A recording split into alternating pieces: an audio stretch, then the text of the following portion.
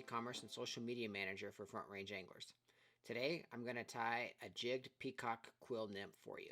The hook I'm using is a Umpqua C450 BL. I'm actually using a size 14 for this demonstration. I'm using a 3.0 millimeter slotted tungsten bead. And then for the thread, I'm going to use Uni A-Dot dark brown. I'm going to start my thread right behind that bead, and I'm going to try to put quite a few wraps right behind the beads. That way it keeps it from wiggling around on the hook. And then I'm going to wrap back a little ways. For the tail, we're going to be using some Coq de Leon. I really like using Coq de Leon for tails in all of my flies, and have for quite a few years since I competed. But I really like it because it's much more durable than using a pheasant tail for the tail, and I like the natural modeling that it gives. So I'm just going to wrap this right to just before the bend of the hook. Do one wrap underneath to help elevate the fibers. If you don't, they'll end up pointing down. We don't want that. I'll trim off these butt sections right here because we don't need those. And next I'm going to take my thread and I'm going to even out the body, because when we tie in this peacock quill, we want the body to be fairly smooth. That way the wraps of the peacock quill line up. Alright, that's pretty good. Okay, what I'm going to do is I'm going to tie in the peacock quill, unfortunately by the thinnest part at the very back of the hook, right where the thread and the tail meet. Wrap that forward and trim off that final section there, that final bit. Now I'm going to use my hackle pliers and I'm going to start wrapping this very delicate fiber forward.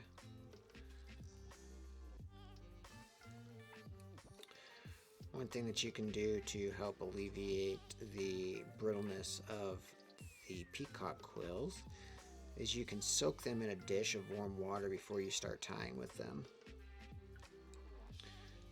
But really what you want is you want to wrap this forward in touching turns, because these peacock quills have a natural modeling to them. They've got a dark edge and a light edge, and when you wrap them in touching turns, it gives them a natural rib, as you'll be able to see here very shortly.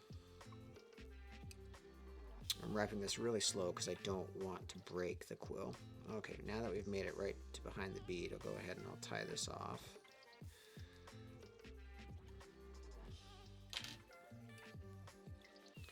Go ahead and snip that edge. There we go.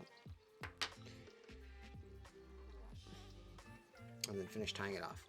Now what I'm going to do is I'm going to whip finish the fly here, and then I'm going to coat it with some Wapsi Z-Mint. I'm going to let that dry. Usually when I tie these, I'll tie them half a dozen to a dozen at a time. That way by the time that I've done with the first fly, or the last fly, the first fly is dried again, and then I can just pick up where I left off. So we'll go ahead and we'll coat this fly.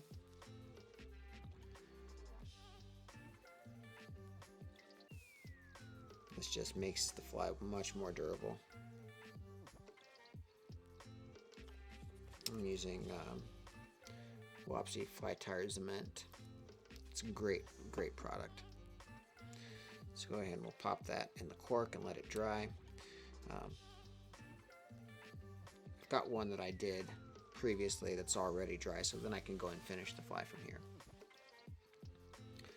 So when I go to finish the fly from here, I'm just going to restart my thread right on top of the bead.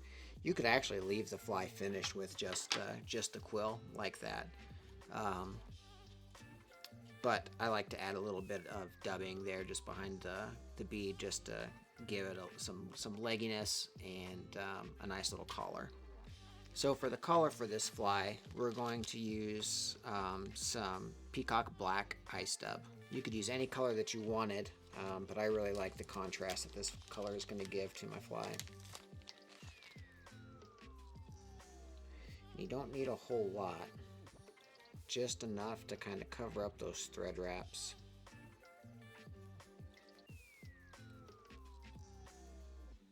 And give a nice little contrast. Then we'll go ahead and whip finish.